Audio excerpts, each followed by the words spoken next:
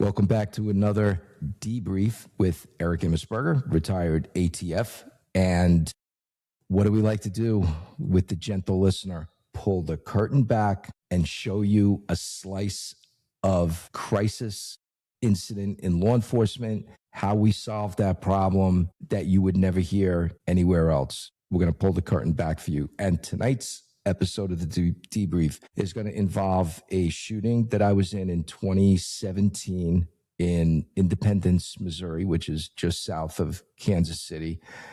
And I'll tell you what happened in the incident, how we got to that scene where this all happened, and pulling the curtain back.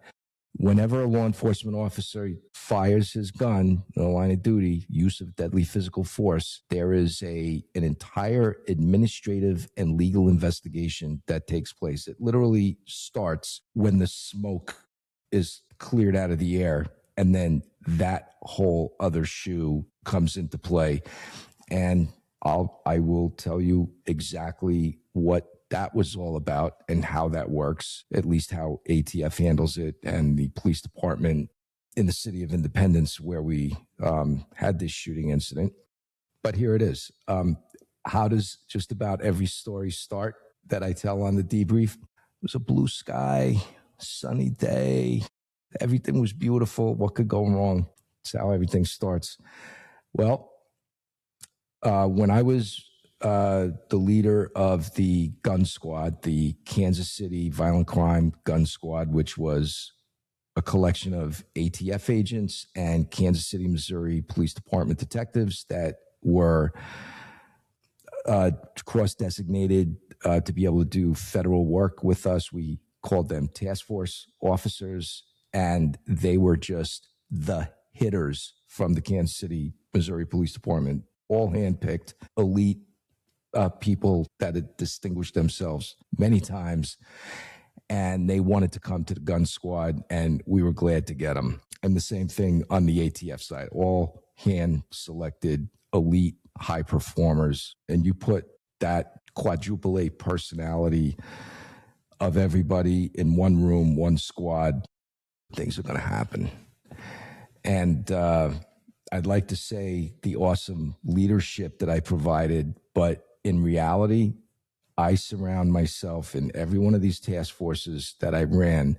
I want people that are smarter, faster, quicker, more technically savvy than myself. I want to surround myself with those people. And what do I bring to the game? Crisis leadership. I'm looking out for my people. I'm going to get them everything they need. I'm going to get them stuff that I think they need before they even realize they need it. Here it is. I thought you might need it, so here it is. So I loved being able to do that, and also being able to manage these crisis events on scene, shoulder to shoulder with my squad, and make sure that we're the ones writing the report, and the report isn't getting written about us because something bad happened. So here it is. So the gun squad, and this goes to best practices of the groups that I worked with. So the gun squad, there was a nondescript secret squirrel building that if you didn't work in this building, you didn't know it existed. You didn't know where it was. You knew nothing about it unless you had a need to know. So this building, we referred to it as the unit. That's all it was referred to, the unit. We never specified squads. We just said the unit. So the unit was made up of, and this is 7-8 years ago, the gun squad, ATF-sponsored task force, career criminal unit, FBI-sponsored task force. We had a DEA-sponsored task force, an HSI-sponsored task force, a squad of dedicated undercover Kansas City police detectives, an interdiction unit, a gang squad. And we all sat in a confined building so that everybody kind of knew what everybody was working on, so that we didn't have two different groups working on the same bad guy. We had formal deconfliction processes in place. And the beauty of it was, if the gun squad had a case that heated up and I need 20, 25 people to cover a deal, I can get people from other groups within the unit. And similarly, when they had stuff that percolated up to, hey, this is coming to a head, we need a lot of people for surveillance, for takedown, warrants, whatever, we all worked together. And that was so the successes that collectively the unit had was because no egos, implicit trust, and relationships. So the relationships between myself, the leader of the gun squad, the leaders of all these units, we were in the same building, the same floor, the same building, and we saw each other every day. We worked together all day, all night. All the people in the units, a similar thing. I didn't care whose handcuffs went on the bad man at all, just that the bad man is stopped and he goes to jail. Cannot hurt anybody else. So one of the practices that the unit did, was a good practice, is every morning about 8:30, 9 o'clock, everybody got together and we would receive a briefing over the telephone, a telephone on a table, speakerphone, and it's going to be somebody from the Kansas City Police Homicide Unit or the Assault Squad. And they're giving us a bite-size recitation of the violence that happened overnight.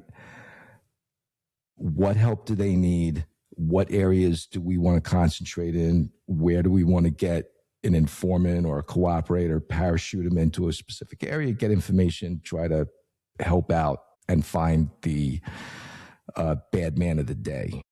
So there's a huge table, and typically the bosses would sit at this table.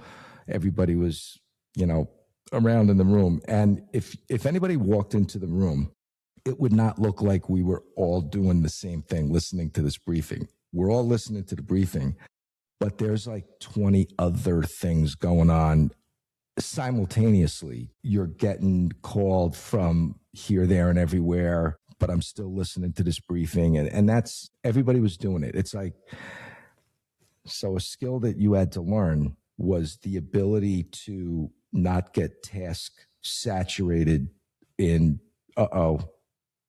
now I'm trying to manage 10 things at the same time, but I can really effectively manage 5. Don't get task saturated, and make sure you have at least one ear listening to what's being said. So I'm on the sidelines listening. I'm shooting stuff out to my bosses. Hey, here's what we got going on. This is what we're doing, but I'm listening. And one of the cases that gets briefed is, and the Missouri Highway Patrol, the troopers, yesterday, so this is 9 o'clock in the morning, so this is the afternoon of the day before, a trooper by himself in uniform that does stolen vehicle investigations. He's at this private house in Independence, Missouri, the meth capital, ground zero for the United States, and that's no joke. He sees a stolen pickup truck, a stolen trailer, and he's trying to make contact with the homeowners, like, who put this stuff here. Now, the uniformed trooper, his name was Nate. And Nate, if you could picture like a super in shape WWE wrestler, that was Nate. Like, this is the last guy that you would want to tangle with. This is the last guy that you would not want to obey lawful commands. Nate could probably pick up the side of a car and roll it over by himself. Tough guy, but a super nice guy. Well, Nate's trying to make contact, and it's readily apparent to him that this is a house with several meth addicts, tweakers, as we call them. And they come scurrying out of the house. So now he's got several people. He's got people, the nosy, looky-loo neighbors that are now, why is there a marked state trooper car and what's going on?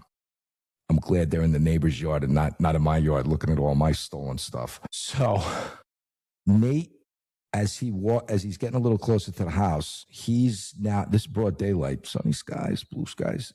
He's confronted with a guy with what Nate describes as a sawed-off shotgun, and he points it right at Nate. And oblivious to police don't move any of it. So Nate says, well, he's got a gun, I got a gun too. Except there's several other people behind this guy with the shotgun. The background is a no-go. I can't take a shot at this guy with other people directly behind him.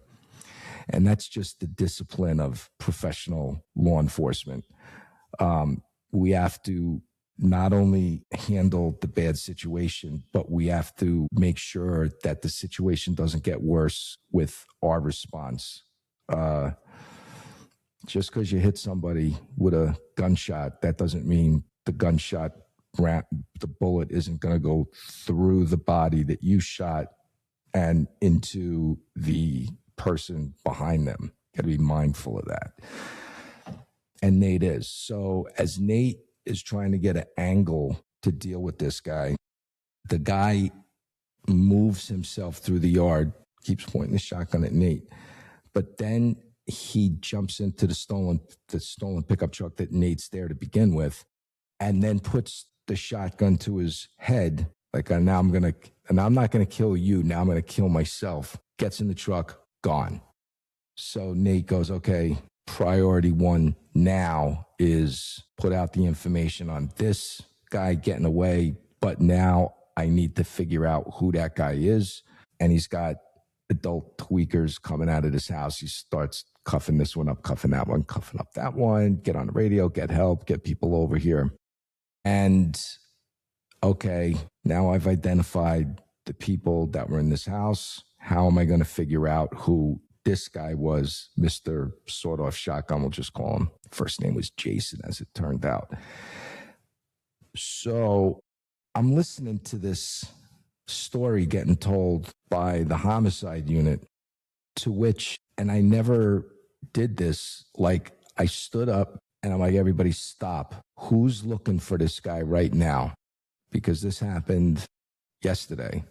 And the briefer is, it's the troopers. It was outside Kansas City. It was in a very rural area. I don't know who's looking for this guy. Like, I don't know of a concentrated effort that's being made to try to find this guy. I'm like, okay, carry on with the briefing. I pull out my phone, and it just so happened my neighbor where I lived outside Kansas City was the commander of Troop A. He was a captain, trooper. So I call him up. I got a relationship with this guy, and he's just a good person, a good cop. I mean, he's a good dude. So I call him up, and I'm like, hey, I just heard about this.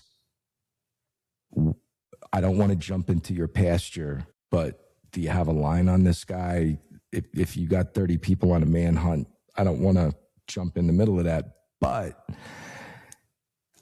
he says, I got some uniformed people. We're doing basic checks. We're trying to get a line. It's like this guy is like in the wind. It's like we are not able to get anything that we're going to be able to grab this guy. I said, okay, I will take my entire task force offline. This is all we do. We don't go home. We don't, we're not stopping. We will locate this guy. And he goes, oh my God, that would be great. If you could do that, would appreciate it. I'm like, done and done. And then, because I always have to say something else, because now I've adopted the urgency of the situation. I said, and this guy will be in our handcuffs before the clock strikes midnight. It's 9 o'clock in the morning. So I've made a declarative promise. He goes, awesome. I call up the trooper that this happened to, Nate, and I get the story from him. And he's like, oh my God, this guy's an absolute maniac. Please be careful, all of that. And I'm like, I tell Nate the same thing. I'm like, my whole task force was zeroed in on one objective and nothing else. This guy, that's it. And we're going to have him before midnight. That's my desire. That's my promise to you. He goes, oh, that'd be great. I go, I'll call you as soon as it happens. Great. So now all my guys have heard this conversation I've had on the phone. And we all get together and they're like, hey, we just heard that little check that you just wrote. We're going to have this guy by midnight. And I'm like, and you people are going to make my word good with the troopers. And we will do whatever we got to do to find this guy. He's getting got today. Good. So I always made sure that in every task force I had an under 30-year-old agent or detective. Why? Because they grew up with Google Schmoogle, iPhones, iPads.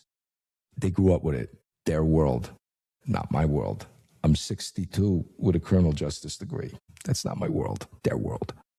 Oh, we had a youngest agent he had been a cop for a few years in Tennessee, but he transferred to Kansas City Field Division for ATF. He had just gotten kind of in ATF. And the bosses liked him, and they came to me and they go, hey, we want to spin this new guy up with a lot of reps, a lot of experience. Can we put him in the gun squad? I'm like, oh, yes. I'm never going to say no to that. Somebody that wants to work and he's been a cop before, yeah. Tell him to put his stuff in a milk crate and bring it into the unit. We'll get him a desk. He can sit at my desk. I don't care. Good. And his name was Tommy, and he looked like he fell out of the Pelican Bay prison in California, like shaved head, D1 walk-on football player, that guy. Nicest guy in the world. Kind of just like Nate. Nice guy, but he had the look. Good. He's been in the squad for like 4 days, and he says to me, because now I'm like, you're here for a few reasons.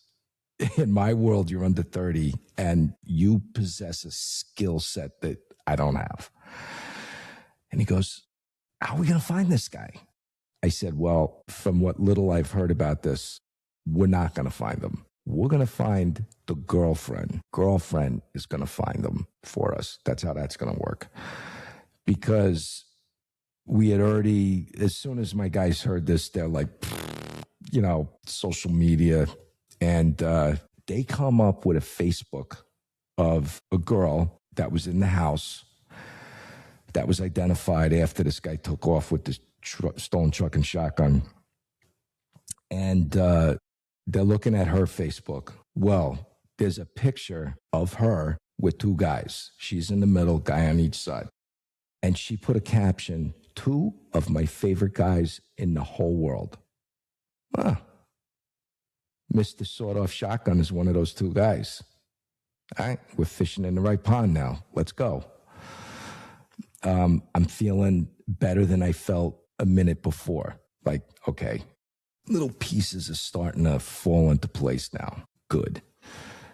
So they start looking at more of this, and they go, well, we really can't find much more about our bad guy that's in this picture, Mr. Sawed-Off Shotgun. But this other guy, we've identified him. And he's got an ankle monitor on. And he's got to be in his house after a certain time. So he's a sitting duck. We're going to be able to find this guy. Okay, great.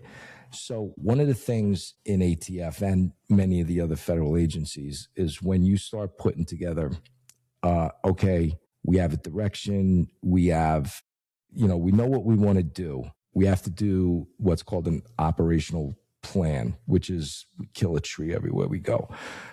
It's about an 8 or 9 page, fill in all the boxes of what are we doing, where are we doing it, what's our goal, what's our contingency planning, what's our hospital plan for a medical emergency, all the personnel that are going to be on this are listed, who are the supervisors, everybody's cell phone, just everything that you would want to know about what we're doing. So if somebody had no idea, they just walked in the room, I could give them an operational plan. They could look at it for 3 minutes. Okay, I got it. I know what we're doing. Good. And I always made up, and this will come into play at the end of this during the legal end of it, but I just, for years, always, since I ran the first task force in New York City, I would always take the operational plan, fold it up, I would put it in my back pocket, my right back pocket, left back pocket had a wallet, right had nothing. These are BDU pants. Why buy your own pants when you can just go on freestuff.com with ATF and they send you crates of clothes and boots and everything. So, yeah, nobody really owned their own clothes. But that's where I had this op plan. And the pocket was big enough where I could put this War and Peace novel in my pocket. And why did I always carry that around with me? Because when we actually got set, okay, now we're going to go operational, we would have a briefing, a formal briefing where the case detective, case agent, myself, we're going to brief the troops. Here's what we got. This is the plan. And if 2 new people drifted in to jump on the team, quick note, write it down. Oh, and this guy's got to go, cross him off. We're going to another location that I don't have listed on this thing. Write it in, the times. What are we doing? So it's kind of like a living document. It's a running recitation of everything that this operation is or is turning into. Thank God I had that. All the lawyers appreciate it at the end. But now we're putting the plan together. We know where Mr. Ankle Monitor lives, and it's a 30-mile drive from Kansas City. So that's going to be stop number 1. You're in this picture. Where's the girl? And where's our bad guy? So now it's 7 o'clock-ish. We've already briefed it. We're up now, 30-mile drive to get in front of Ankle Monitor. And he's home, shockingly. And he's somewhat cooperative. And we explained to him. So he said, this is the first thing he gets. He goes, shh. He goes, my 5-year-old daughter's asleep. Like, you got a kid, you're Ankle Monitor, you're a drug addict. And then he goes, yeah, the girl in the picture that you showed me that I'm in, we have a kid together, the 5-year-old. That's our kid. And somehow the court felt I was the better of the 2 parents. I'm taking care of the kid. I don't know where she is. I just don't know where she is. You know where I am because I have this Ankle Monitor on. I can't leave. I said, okay, good. You're a captive audience for us now. I said, here's what we need to do. Number 1, where's this girl? And number 2, tell me everything that you know about our bad guy, Mr. Sawed-Off Shotgun. And he goes, oh my God, that guy's a maniac. And he's absolutely going to shoot it out with you. He has no fear of the police. He is, well, first, he's a meth addict. He only drives stolen trucks, steals them all the time. He's always got a gun. Bad guy. Okay, let's find the girl. He goes, she might be with him right now. I don't know. Well, let's find out. Get her on the phone. He goes, this is what he tells me. How do you people get this far in life? He goes, well, she doesn't have cell service on her phone, so I have to use Facebook Messenger, and she's got to be within Wi-Fi. And I'm like, how do you float through life like that? I don't understand it. But he does it. Facebook Messenger. She answers the phone. We had previously told him, you're going to tell her you got an ounce of meth. You just want to meet up with her, burn through this ounce of meth. And he goes, well, she knows I got this Ankle Monitor. It's like, who cares? You're in love and you got an ounce of meth. Find out where she is. Tell her you're on the way. Okay, she'll believe that. And she read, so now this girl, and she's got at least 1 open arrest warrant. Good for me, bad for her. And she says, oh, I'm in room 300, whatever, at the Crossland Hotel in Independence. As soon as she said Independence and Crossland Hotel, Independence, bad for it's just, when you drive through Independence, you got to look hard to find the good people because it looks like the zombie apocalypse with these addicts. Just 40 years of drug use has turned that city into like a cinder. Great police department, though, which you'll hear about in a second. So she answers the phone and she goes, yeah, I'm in room 300, whatever, Crossland Hotel. And Crossland Hotel might as well just have been called meth addicts lodging. You know, there weren't good people. This was a majority drug related somehow people that was staying in this. Like if you drove through and you were a tourist, you go, oh, look at this hotel, beautiful, it's huge. Let's get a room here. Yeah, bad decision. But anyway, she says, yeah, I'm in this room. Come on by with your ounce of meth. And she says, I'm with a guy. It's not our bad guy, but it's yet some other guy. So, okay, good. Be there in 45 minutes because I now know our whole caravan has to drive 30 miles back to get to the city of Independence. And we're going to make a pit stop. We're going to meet up with some Independence cops and they're going to join this hunting party. It's their city.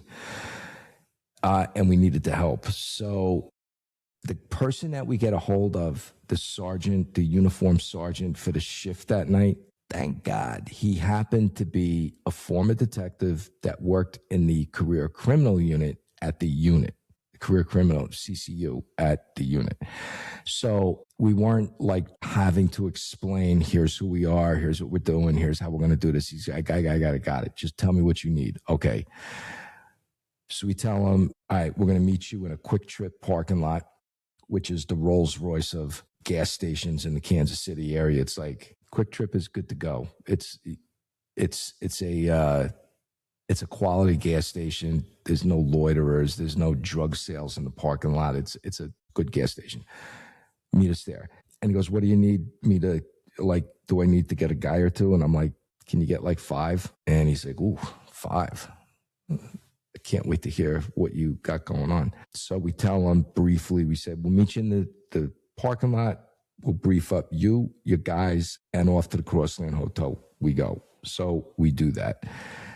Go right up to the room, knock, knock, knock. And the girl opens the door immediately to a sea of us.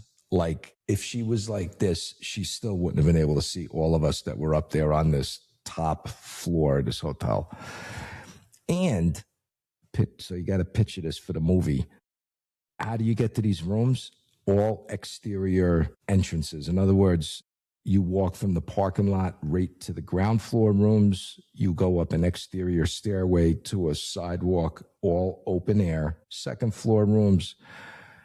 And there's a third floor rooms. And of course, she's on the third floor, kind of in the middle of this hotel. And this hotel had huge wings that went like, if you were going to run around the complex, it was going to be a few minutes to run around this whole thing. It was huge, big parking lots. It was just big.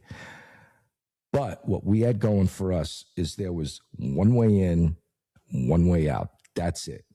There was a choke point to get in or out. And it was at the bottom of a depression. So you had to go down this service road, down a hill, down a hill, down a hill. And the hotel sat by itself.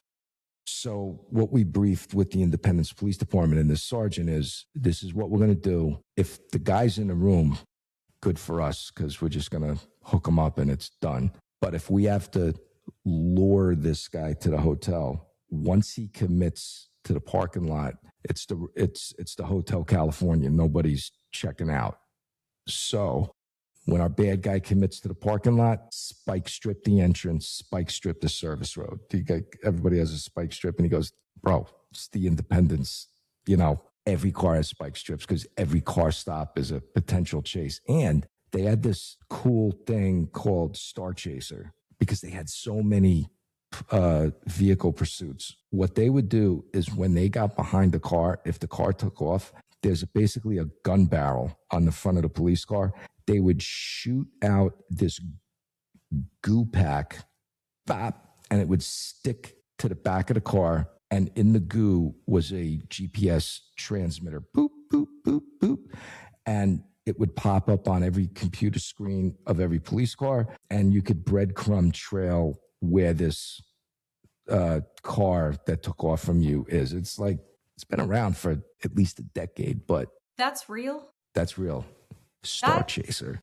that's sounds like something out of a sci-fi movie or a sci-fi I'm TV sure show. that's where it started.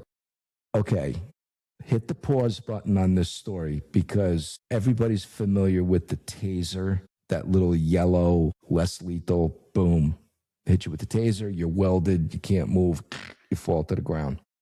If you take the word taser, Taser, that stands for Thomas A. Swift Electric Rifle. Tom Swift books were from the 50s. All of this fantasy, space travel, electric rifles, ray guns, all of this stuff, like Star Wars kind of stuff.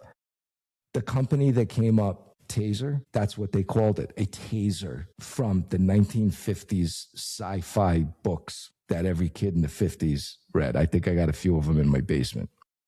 I wasn't alive in the 50s, but I got them. So back to regular programming. The girl opens the door. I say to her, Jason, and I say the kid's last name. I'm like, where is he right now? She goes, oh my God, I don't know. And the guy in the room, he's in Stressville. He's like whimpering now. Like, cops are here. Like, take a breath. Not after you, not after her either. But I tell her, I'm like, door number 1, you have a warrant. You're going to jail. Door number 2, you don't want to go to jail. You got to put this guy, your other boyfriend, in jail. Jason, or sawed-off shotgun guy. She goes, I can get him on the phone. I'm like, good. Get him on the phone, and you tell him you got an ounce of meth. You're in this room. Come on down. She goes, this is what she tells. She goes, he'll come, but he's a maniac. This is like the 3rd time I'm hearing the word maniac. And she also says, always drives stolen trucks. He always has a gun, at least one gun, and he's going to shoot it out with you. He is not afraid of the police. We've heard this many times about many people that we've been looking for. And it's like, okay, another guy that's, Tony Montana. Great. So we put her, she's now fully on board Team America. We put her in a truck with one of the detectives, sit at the top of the service road, and you're going to make a positive ID. When you see, because now it's like 10:30, coming up on 11 o'clock at night. When you see him coming down the hill, because it's only one lane in each direction, you're going to make the positive ID. You're going to tell this detective, that's him in that truck. That's your only job. Good. So the table is set now. She gets this bird brain on the phone, and he's like, I'll be there in 20 minutes. Okay, good. 20 minutes. Gives us just enough time to get our set up. So one of my task force detectives, Jimmy Manley, also was a crisis negotiator for the police department. He was a guy that could just talk to people. He's a negotiator, calm people down, get them to give up. Jimmy says, I'll stay in the room with this guy and give me Tommy, my D1 athlete, Pelican-based shot caller, guy that's been with us for all of 4 days. We'll stay in the room. I'm going to stick this guy in the bathtub so he's out of pocket. I'm like, listen, the guy's never getting into the room, but, let's just be here. And I'm going to give you my ATF ballistic body bunker just in case. It'll stop all handgun and shotgun rounds. Good. Tommy and Jimmy are in the room. The guy is in the bathtub. So bathtub guy, in between the whimpers, has said, and I had a fight with this guy a week ago. If he knows I'm in the room with this girl, he's going to look to do harm to me. He's never getting in the room, pal. Stay in the bathtub. There's always got to be a but. Comes in a minute. So we get set up basically a very loose 360. All our cars were buried in with everybody else's cars, and we're just waiting for our bad guy to show up. And this was our primary plan. It's always good to have a primary plan, but don't fall in love with it, because when the first bullet goes downrange, that plan is probably going to be out the window, and you're going to be into your contingency planning. Like, hey, if the two most likely bad things that can happen, this is what we're going to do. Okay, so the plan was let the bad guy come in, let him park, let him get out of his, whatever he shows up in, whatever stolen truck. And when he's walking, so now he's halfway between the hotel and his truck. I had a taser. I don't think anybody else had a taser that night. So I said, look, I'm going to just roll right up to this dude. He's going to have a half a second to surrender. And if he doesn't surrender, I'm just going to weld him with the taser. Everybody lives to see another day, including the bad guy. Okay, good plan. We all get set up. Our detective with the now on Team America girl, she makes the ID. He's coming down in a white dually F-350 diesel pickup truck. Shocker, the plate comes back stolen. So now everybody's, okay, bad guy's coming down the hill. He's going to be in the lot in a minute, and we will put our plan into play. So again, good to have a plan. Don't fall in love with it. No sooner does the bad guy commit to the lot, he does what we call a heat run. He's going to drive around the entire property before he commits to parking his truck. And he drives 1 mile an hour, looking at every. As soon as he commits to the lot, our communications go down. You try to key the radio, means you're not hitting the repeater, the digital repeater. We're in a depression, and for whatever reason, comms are not working. That's okay. We have text strings. I don't even have time to get on a text string because bad guy now is literally almost in front of my pickup truck. I'm leaned back, and I'm just thinking, I'm a tree root. Don't look at me. Don't even look at me. I'm nobody. And he drives past me, goes a little bit further, and I watch him go around to the back of the main building. Radios are still down. So I'm hoping these radios are going to come back up because I'm waiting for the call. Okay, he parked. He's getting out. He's halfway to the hotel. That's going to be the signal that we're moving in and we're going to grab this guy. Except I hear nothing. And now I've done the shot clock in my head, and I'm like, too much time has elapsed because I haven't seen him come around the building. He hasn't come back to where I am. So where is he? So I'm like, I'm going to drive around. I'll see where he is. No sooner do I break the corner and I come to the back of the hotel, because now I'm looking everywhere and it's dark. I see him not in the parking lot. I see his truck. He's now climbing the exterior stairwell to get to the third floor cement sidewalk to go to the room where the girl was. So my guys made fun of me for this, but when I got out of my truck, my ATF truck, at my car alarm, and I went boop and locked all the doors. And they're like, why would you do that? I'm like, look where we are. I'm like, I leave this thing unlocked, and like 5 minutes later, the tweaker population will have emptied out everything but the car seats. I'm like, I'm bringing the Brooklyn mentality to this situation. They thought that was hilarious. They're like, nobody's going to touch a police car, even here. I'm like, never know. I wasn't taking a chance. So now, just by happenstance, because now I've seen him, I'm getting out of my truck, boop, lock the truck. And now by the time I get to close to the stairwell, he's now out of the stairwell. He's walking down towards the room. So I'm on the parking lot. I'm looking up, and he's like right above me now. And so I didn't have my M4 with me. I had it locked up in the truck because I was, by plan, going to be the taser operator. But I had the tactical light, we call it the headlight, on the Model 22 Glock, 40 caliber, full-size Glock. So I got that out, got the headlight on, constant on, so it's on him. And I call him by his name. I'm like, Jason, it's over. You're under arrest. Just get down. He had a huge backpack on one shoulder. In his left hand, he had what looked like a dark brown towel. That's something rigid that he was holding. The towel is covering it up. I was about 110% sure it was that shotgun. And it was. But I couldn't see the gun, but I could articulate why I thought that was the gun. So I'm like, get down on the ground. And I'm trying to be very calm with this guy. I want to amp him up. He will not put the gun down or the towel or the backpack.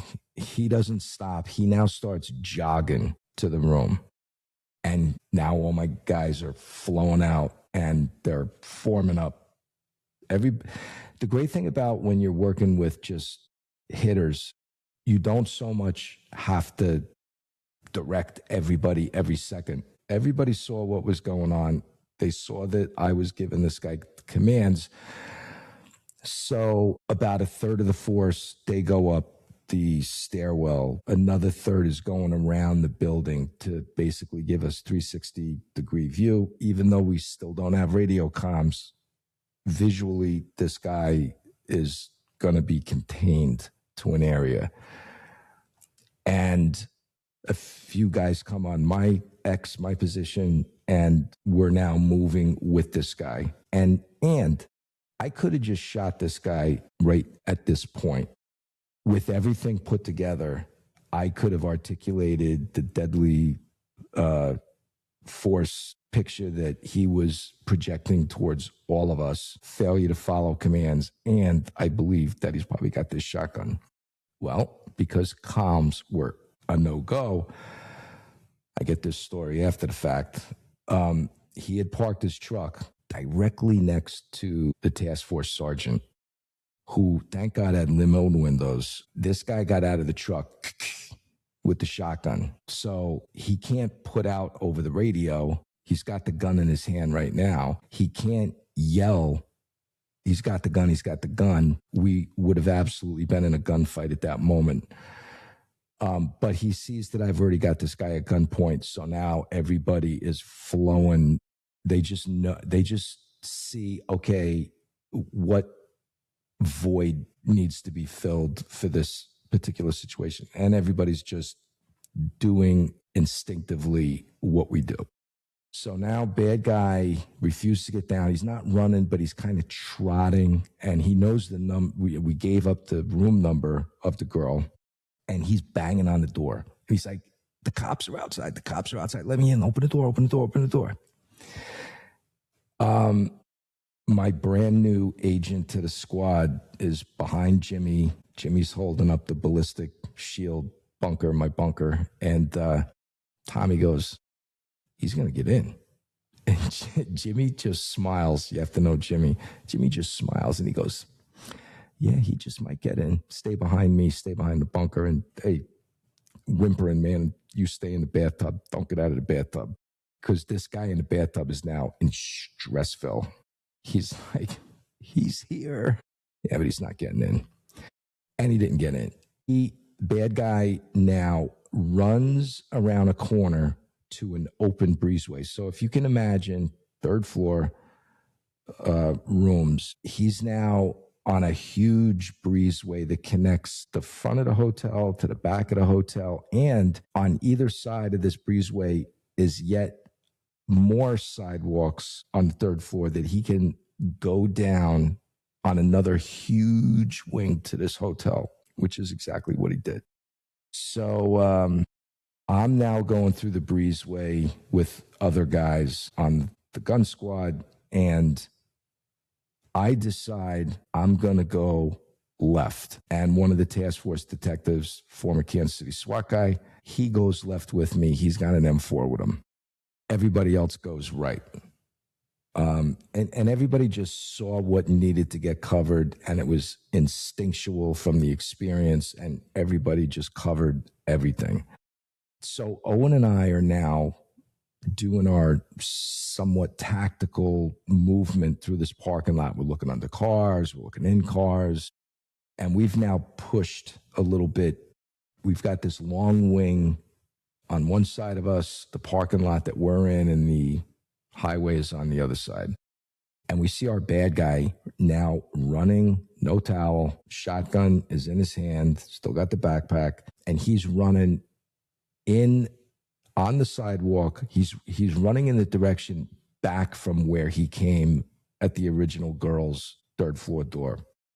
But he's running through our field of vision, and we're screaming at him, drop the gun, drop the gun, drop the gun, get on the ground. He won't drop the gun. He won't stop. So he's running back to where a main contingent of our task force is. If he kept running, all he had to do was make a little right turn into the breezeway, walk 25 feet, make a left. All the task force guys are right there because that's where the girls' room was that Jimmy and Tommy are in, and everybody else is on the sidewalk. So Owen and I know he cannot make that breezeway, because if he makes that breezeway, he's got the gun in his hand, our guys are there, nothing good is going to come out of that. We always like to say with our training, we're going to win every one of these gunfights, but every now and again you don't. And we weren't going to take that chance. Owen and I fire at the same exact time. He's got the M4. I've got the 40 cal Glock. No reaction. So I'm thinking, okay, maybe vested opponent. Maybe he is shot, but we didn't hit something that's going to put him down. But he's getting closer to this breezeway. And ATF hates any kind of enforcement action at a hotel. Why? Because windows, people, the chance is hugely elevated that innocent people are now going to be in the line of fire.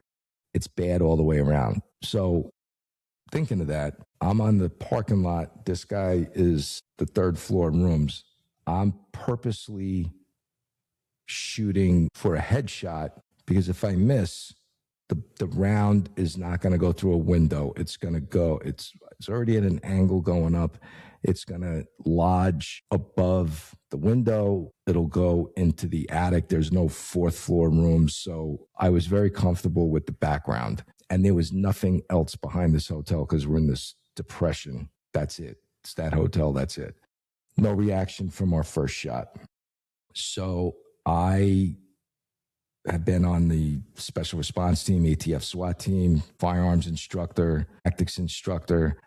And it's about a 35-yard distance between us and the bad guys. So I say, I'm putting his head right on my front sight, pumpkin on a post. My front sight is going to be right at the base of his head. And I'm going to do a very controlled trigger, meaning, and I've done 100-yard shots at the range, no stress with this gun. So I know the gun is absolutely capable of 100 yards. I'm at like 35. It's still a long shot on a moving bad guy that's armed and refusing to comply with your commands. So pumpkin on a post, put his head on the front sight, controlled trigger, controlled trigger. He's right at the edge where he's going to disappear.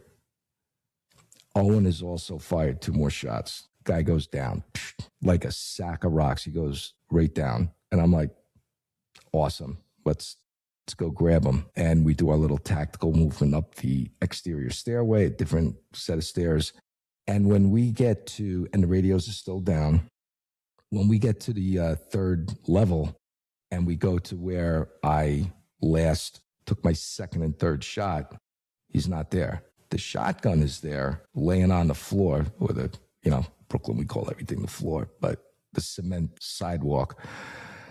And I'm thinking for like a half a second, I'm like, okay, where is he, number one? And why isn't there like the pink mist of a headshot into this wall? There should be blood everywhere. It's not a drop of blood. So we grab the gun We go around the corner, and then we go around the other corner where the room is, where all my guys are, where everything. And there is a scene going on.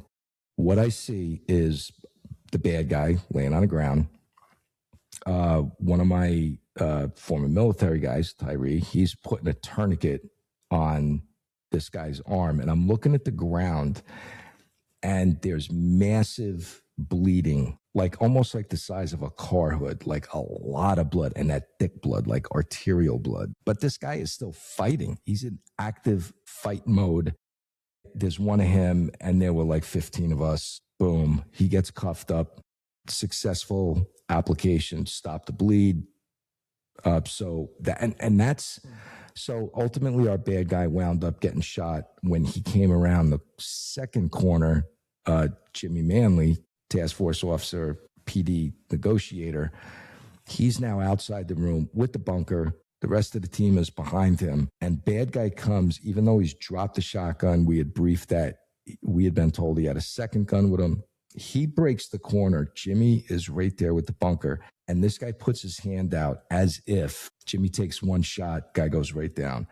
Well, Jimmy's one shot went right into the brachial artery, like just forward of the armpit. That's a tough area to stop an arterial bleed, the brachial artery going on the inside of the upper arm. And the shot was right into that artery. Tyree gets the tourniquet on, manages the wound, stops the bleed. And so now this is what our bad guy says. He goes, "You guys just killed me. I want a last meal." Last meal? I asked him, I'm like, "What do you want?" He said, "Mountain Dew." I'm like, "We'll get you one at the hospital." He goes, "I got one in my bag right there. Get it. We'll get you one at the hospital." And off he went to the ambulance, and good to go. So now I'm on this elevated position. I'm like, let me just try this radio again. Now, Independence Police Department has already spike stripped the road. They've heard all the shooting. They put out a help call. So the world is on the way. Ambulance is on the way, all of that. I get on the radio, the emergency channel. Like if you need help, you get on traffic, the whole world hears you.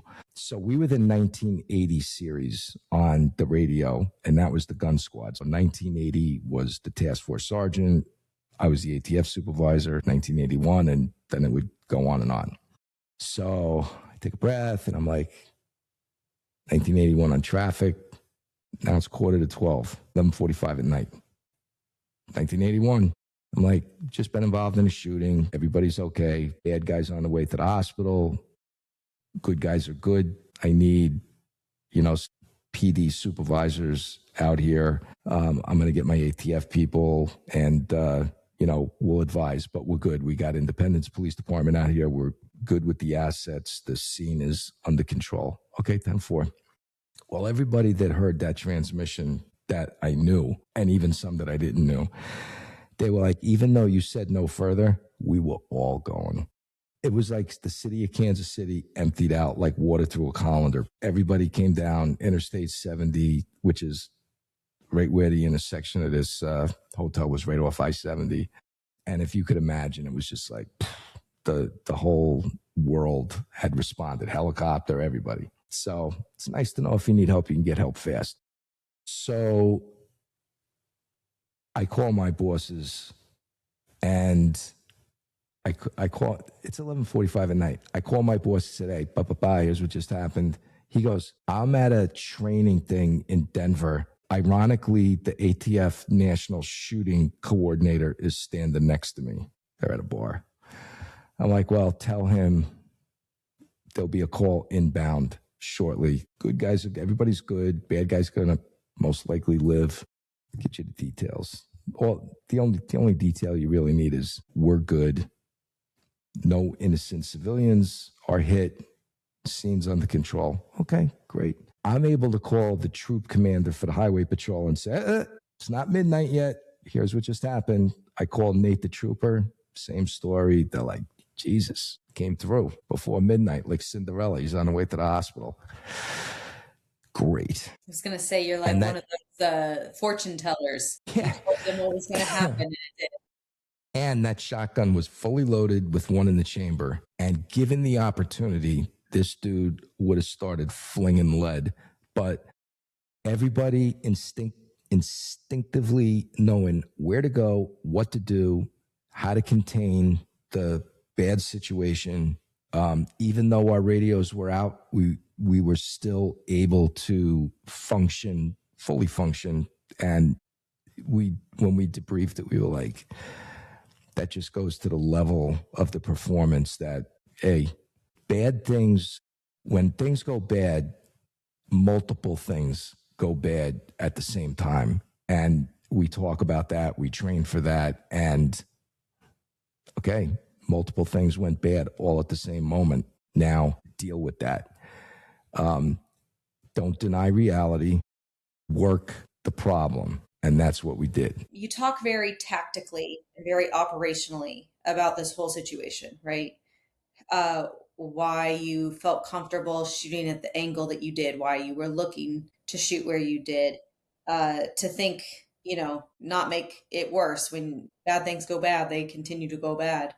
So in those moments, do you just default to your training? I mean, this was toward the end of your ATF experience. So had you just been through enough that you went into the mode and you operated, you didn't think about it? Or like, are you in the moment, your heart's pounding and you're trying to think, okay, this is what I need to do next? Or is it you're just doing it? It's like Ripley's Believe It or Not. So the average ATF agent receives massive amount of tactical training, shooting training, all kinds of training. Having been on the special response team, ATF's version of SWAT, that goes on to steroids. You are, if you go away for a 1 week quarterly training, you're probably going to fire a few thousand rounds in training. So what I can tell, the answer to your question is at the moment that mattered, where armed gunman refuses to drop the gun, we see the gun, we've exhausted everything, he's a deadly threat, and we decide to take the shots. I can tell you, like if you took my pulse at that moment, it was probably exactly a resting pulse. Felt no stress, no excitement, no anything other than the 110% concentration on this is what needs to happen. And any angsting, oh my God, helps nothing. We have a mission, we have a focus, and we have a task completion. And I felt zero stress. It was literally like a training evolution that was live fire at a live person with a gun. And there was, I distinctly remember zero excitement at all. It was focused on the task, and that was it. And talking to my battle buddy, Owen, precisely the same attitude. And Jimmy, that ultimately wound up putting the one round in this guy. Owen and I never heard the end of that, by the way, because he was a former SWAT guy. I was a former SWAT guy. And they're like, yeah, the negotiator got the hit. But, so it was a but. Owen and I, the effect of our gunfire caused that guy to drop the gun. Now, if he had come around and confronted Jimmy and the rest of the team with that gun in his hand, we're going to win that gun battle. But a busted clock is right twice a day. And yeah, we would have won it, but it might have come at a cost. And the cost is always zero is the acceptable amount of people that we're willing to get hurt. Zero. There's no acceptable, yeah, well, 3 guys got hurt, that's acceptable. No, 0 is acceptable. That's the standard. So all's well that ended well. However, once the crime scene guys, now Independence crime scene is out there, they're doing the scene. And he has me come up to where we recovered the gun, where I had taken my second and third shot. And he goes, where was he when you did your last two shots? I'm like, right here, right where the gun is. And he said, all right, look where his head would have been. And it was like, bing, bing. That dude matrixed two 40 caliber bullets that hit the wall an inch away from either side of his head, which scared him so much that caused him to drop the gun, and Owen's shots that were right there also. So Owen and I get to tell everybody, hey, we'll take the abuse, but, what was a but? We got him to drop that gun. And when it all comes down to it, that mattered. So 20 years after these, battles, nobody really remembers tactics, stances, who was where, what happened. There's only one thing that people remember about a critical incident: who lived, who didn't. That's it. That's the only thing people remember down the road. So everybody that mattered got to go home that night. And so the funny cop end of this is my middle son had begged me. He was like in third grade at the time, and the class zoo trip, the once a year trip to the Kansas City Zoo. They're asking for parents, Dad, can you come? I know you're busy. Can you come on this trip with us? And I'm like, I said, hey, I don't care what's going on. I'll be on the trip. Well, the trip was the morning after the shooting. So when I wandered back in the house at dawn and my son is bounding down the stairs and sees me and he goes, oh my God, Dad, you're already dressed. You're up. You're ready to go. I'm like, yeah, I'm ready to go, kid. And he goes, we're going to go to the zoo, right? And I'm like, yes, we are going to the zoo. I took a selfie with him at the zoo and I'm like, someday I'm going to show you this picture and then I'm going to explain the craziness that happened before. But yeah, I spent the whole day at the zoo with him. Probably half that time with the phone glued to my head. Everybody in the world calling for stuff on that. But all's well, that ended well. So pulling back the curtain, and I'm going to save the funny part for the last, so you got to stick around and hear this. What happens after you fire a gun on duty and you're using deadly physical force? You either use the deadly physical force and you hit somebody or killed somebody, or doesn't matter. You fired your gun. It's the same investigation, whether you hit them or not. So City of Independence Police, they're going to do an investigation, not only what happened, but what led up to that moment. So it's the original trooper confronting this guy. It's us getting involved, our planning. Remember that little operational plan I talked about that I always had in the back pocket? That night, I continuously made updates. Like, all right, now we're meeting with Independence Police Department. Here's the name of all those guys, and here's what their job's going to be. And it was this rolling, living document. So now, City of Independence Police Department, they're doing the investigation. The prosecutor's office, they now are speaking with the investigators because there's been law enforcement use of firearms. And, if the prosecutor gets the final vote on, was this a justified shooting, or are we going to look to indict the law enforcement members because your use of force was unreasonable? That's the word. And that's the standard is, were you reasonable in your use of deadly physical force? So ATF gets involved, the shooting review coordinator, my boss, the assistant special agent in charge, the special agent in charge, the deputy assistant director, the assistant director. This goes all the way up to before the sun comes up. Everybody in headquarters has been briefed about this incident, so everybody knows what's going on. And luckily, one of my old bosses, one of my old ASACs, Assistant Special Agent Charge from New York, when I was running the Joint Firearms Task Force out of Brooklyn, he is now a Deputy Assistant Director at headquarters. So when all of this goes through the little high command, my old boss says, who was the ATF boss out there? And they go, this guy, Immesberger. And he goes, Eric Immesberger? He goes, if he was out there, this is good. There's nothing to see here. I don't know what happened, but if he was out there, this was handled correctly. Love that guy. Looks like Mr. T. Exactly. Good dude. D. So I now call up the Federal Law Enforcement Association because they provide attorneys if you use deadly physical force, and everybody that used that force is going to be formally interviewed. And I want an attorney. ATF will not let you walk into that interview unless you do have an attorney. It's just,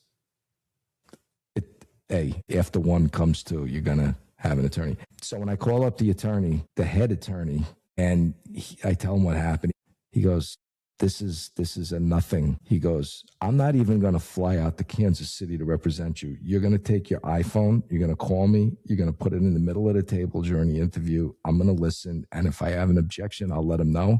But otherwise, you guys are good. And I said, listen, the two detectives, can you represent them too? Because I don't want them to have to start laying out money and the police department starts hemming and hawing about providing legal counsel for them. And he goes, done and done.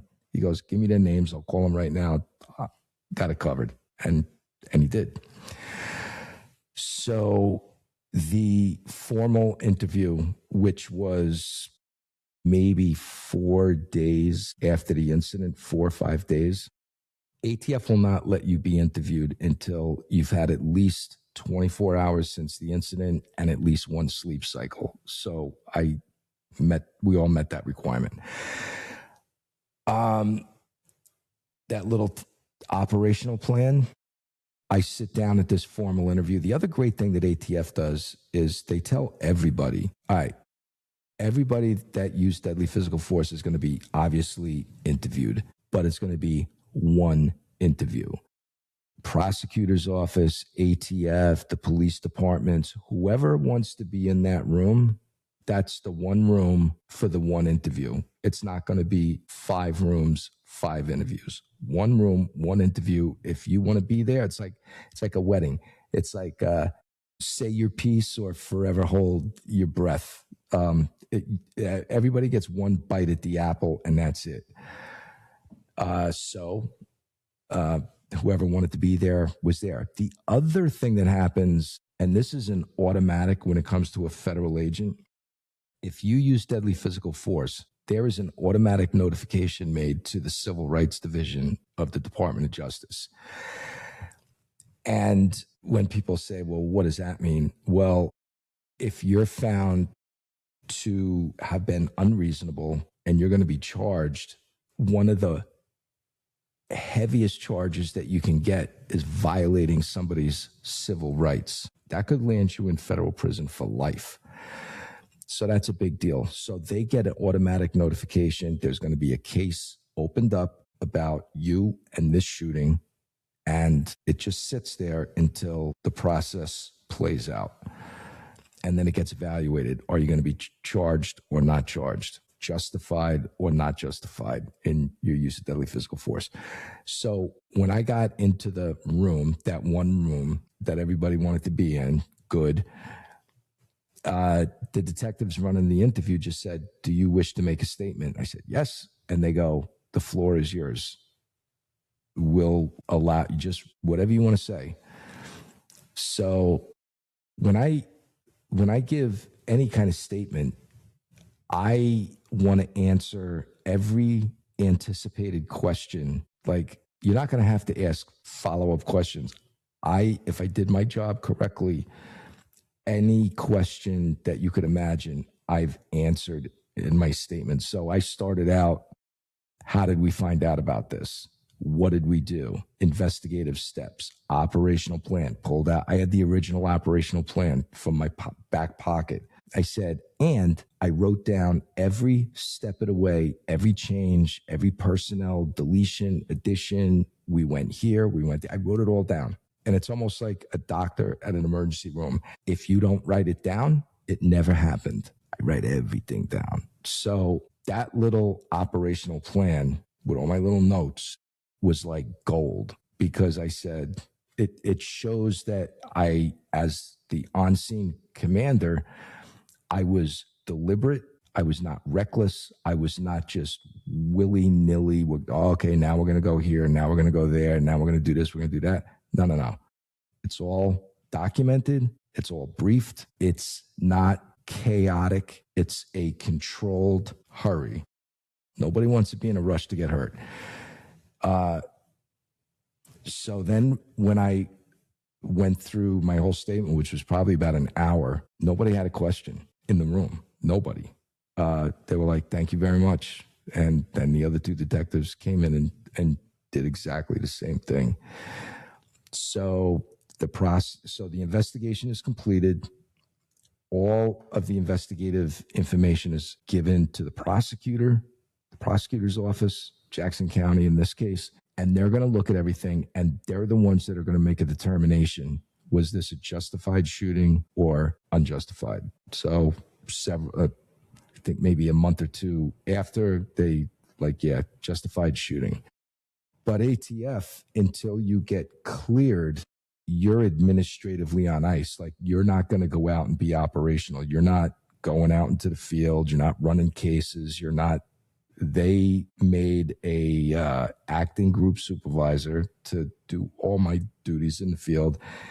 And I was basically chained to the office until I got formally cleared. And then ATF would allow me to carry on. And I don't believe they waited for a formal clearance, because that took a while, the actual letter. They got the verbal clearance from the prosecutor's office. They said, listen, we've looked at everything. Your people are good, totally justified shooting. And all's well that ended well. So remember, I said I would save the funny for the end. So Jimmy Manley, who actually shot the bad guy, he's a funny guy. Like, he's a funny guy. Like, you want to just be around this guy in the squad room, because the stories are just captivating, which is good because he's the negotiator. Like, he can speak very well. So the sergeant approaches me and he says, hey, I know you're ATF, but the police department mandates our detectives that were involved in this shooting, the supervisors, the two guys that fired shots, Jimmy and Owen, mandatory to have to go to the police psychiatrist and go through a formal, encounter group thing. Make sure everybody is the mental temperature check. Would you go with us? I'm like, of course, let's go. So we go. It takes a few hours. She does a great job. We're all kind of sitting in a circle, and she's leading, the process that she has for these things. But the last thing she does is she says, all right, I think we're good, but I'm going to point at each one of you one at a time, and you're going to tell me, are we good, or do you need to come back privately, or is there something more you want to discuss with us right now? Goes around the room. Jimmy's last, purposely. And she goes, Jimmy? And he does one of these. The big breath, the exhale, he's looking at the ground, and he goes, yeah, I have something I need to talk about. Now she's like, oh my God, what? We're here to help. And he goes, I can't get an erection anymore unless I smoke gunpowder in the air. I'm just kidding. She goes, I know you're just kidding, but you're coming back. That was the perfect icebreaker, and took the tension out of the room, took the tension out of the situation. And all's well that ended well. So our bad guy wound up doing 7 years federal time for being an addicted narcotics abuser in possession of ammunition and a firearm.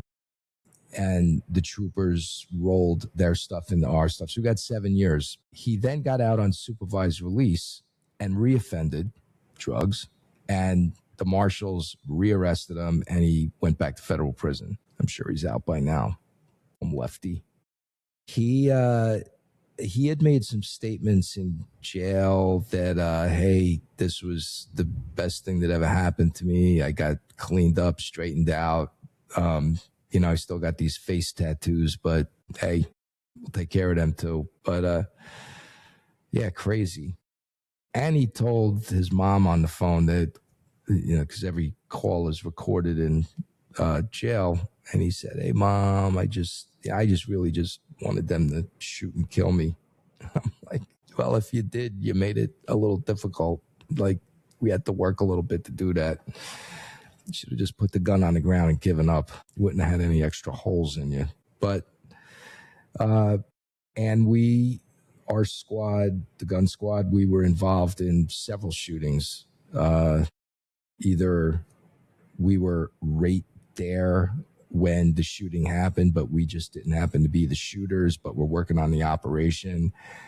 And it got to be, I think, the magic number that I was there for a little less than 5 years that I ran the gun squad, nine shooting incidents that we were either the shooter, like the hotel, or we were just there when others shot. So there you have it. It's serious people doing a serious job. And what do we like to do, Destiny? Pull the curtain back so everybody can see the good work that otherwise you would never hear about. There's an entire below the surface group of people, the unit, and every time you see a uniformed cop, they're the ones out there visibly doing it. Probably their job is a lot more dangerous than ours, but to the public, feel good, because if it wasn't for law enforcement, it would be anarchy in the street. There would be no firewall of protection to the good people in the community, and that's who we work for, the good people in the community. We remove the most violent people so everybody gets to enjoy another day. And that was a moment. But, all my kid cared about is I was going to take him to the zoo. And I thought that was a perfect little side show to the big show. It was good. Yeah, if you're going to do this job, get ready for these kind of things. They're going to happen. Be prepared mentally, physically. Your skill set has to be on point.